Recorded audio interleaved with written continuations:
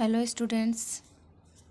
तो कल हम पढ़ रहे थे 1857 की क्रांति, जिसका कुछ भाग हमने कल पढ़ लिया था। आज हम उसी का अगला भाग पढ़ेंगे। तो चलिए शुरू करते हैं। सबसे पहले जो क्रांति होती है वो कहाँ पर होती है? नसीराबाद में। कब हुई? 28 मई 1857 को।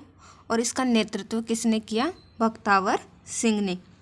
यहाँ पर 15वीं बंगाल नेटिव इन्फेंट्री ने विद्रोह किया था, जिसमें मेजर स्पोर्टिस वुड व न्यूबरी की हत्या कर दी। लेफ्टिनेंट नोक व कप्तान हार्डी इसमें घायल हो गए। 18 जून 1857 को क्रांतिकारी दिल्ली पहुँचे। उसके बाद नीमच में क्रांति होती है 3 जून 1857 को। और यहाँ पर नेतृत्व कौन करता है? मोहम्मद अली बेग। जो अंग्रेज सैनिक अधिकारी कर्नल अबूट को चुनौती देते हुए शस्त्रागार में आग लगा देते हैं यहाँ के सैनिक। यहाँ पर बहुत सारे अंग्रेज परिवार भी थे, जिनको डूंगाला गांव चित्तौड़गढ़ में रूगाराम किसान ने शरण दी। और फिर बाद में सावर्स इनको जग मंदिर में ले गया। इसके बाद सावर्स मेवाड़ टुकड़ी लेकर अजमेर जाता है। और एजीजी लॉरेंस ने कोटा व बूंदी की सेना को नीमच भेजा। जो सावर्स है वो तो मेवाड़ टुकड़ी लेकर अजमेर जाता है, और जो एजीजी लॉरेंस था वह कोटा व बूंदी की सेना को नीमच में भेजता है। उसके बाद 8 जून 1857 को कप्तान सावर्स का पुनः अधिकार यहाँ पर कर लिया जाता है। जो मोहम्मद अली बेग थे वो कोटा रेजिडेंट के घुड़सवार थे, और उनका एक कथन प्रसिद्ध है, अंग्रेजों ने अवध के नियम का पालन नहीं किया, इसलिए हम भी नहीं करेंगे।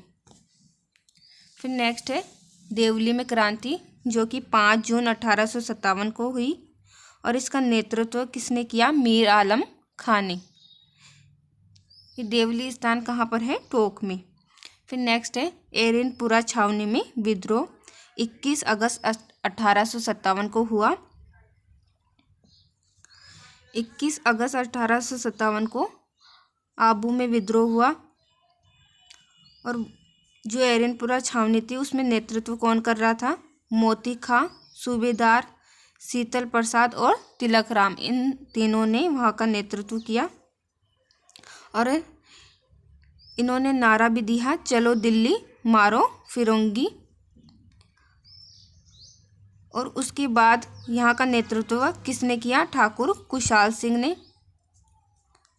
यहाँ पर योजना के केंद्र कौन कौन से थे? कामेश्वर महादेव मंदिर और सुगाली माता।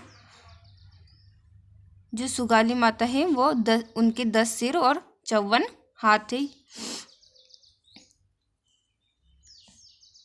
फिर यहाँ पर युद्ध होता है। यहाँ पर 2 युद्ध प्रसिद्ध है। कौन कौन से? बिथोड़ा और पालिका युद्ध, जो कि 8 सितंबर 1857 को होता है, जिसका नेतृत्व किसने किया? कुशाल सिंह ने।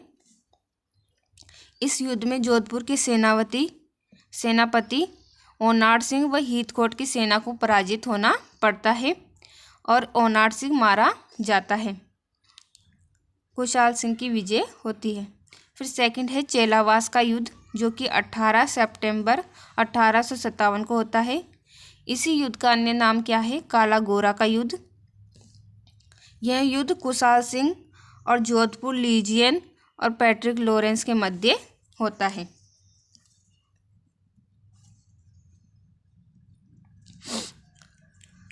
और इस युद्ध में मैकमोशन की हत्या हो जाती है, जो यहाँ का पॉलिटिकल एजेंट था, और इसी को किले के दरवाजे पर लटका दिया जाता है। 20 जनवरी 1858 को लॉरेंस व होम्स के द्वारा यहाँ पर पुनः अधिकार कर लिया जाता है।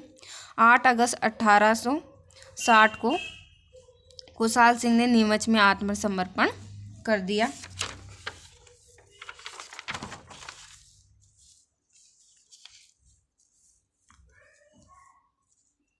आत्मसमर्पण करने के बाद मेजर टेलर जांच आयोग उन पर बिठाया जाता है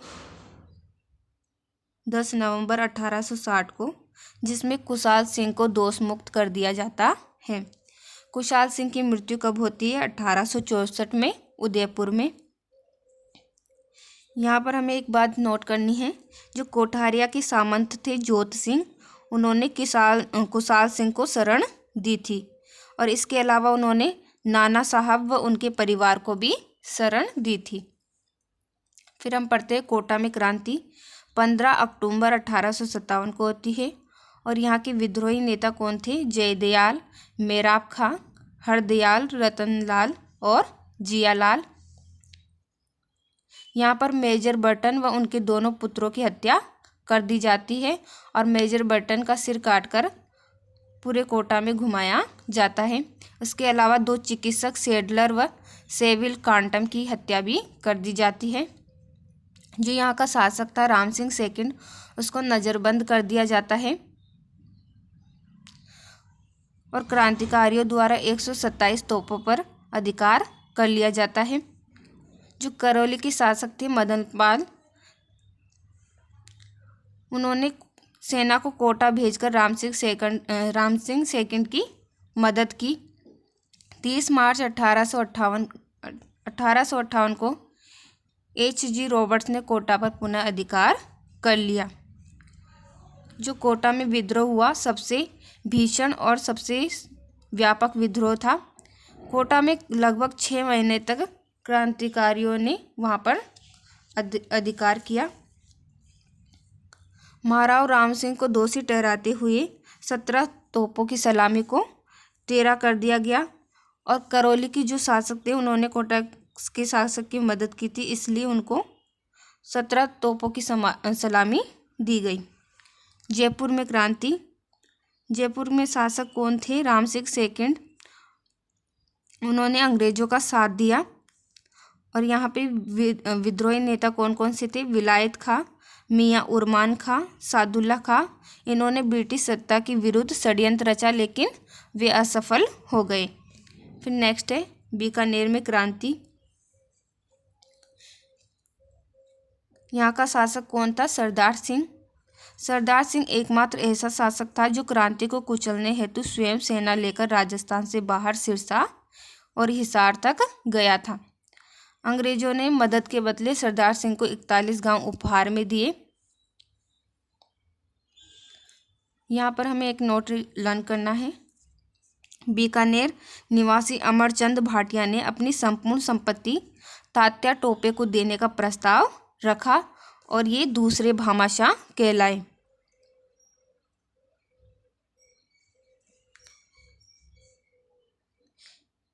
आयो अंग्रेज मुल्क रे ऊपर नामक काव्य की रचना जोधपुर के बाकीदास ने की थी। फिर एक नोट हमें ये भी याद रखना है कि बूंदी के सूर्यमल मिश्रण ने पीपलिया के ठाकुर फूल सिंह को पत्र लिखकर अंग्रेजी दास्ता का भी विरोध किया था। तो यहाँ पर हमारी ये क्रांति समाप्त होती है। अगर आपको ये वीडियो अच्छी लगी हो तो लाइक करें, सब्सक्राइब करें और वीडियो को शेयर भी करें। Thank you.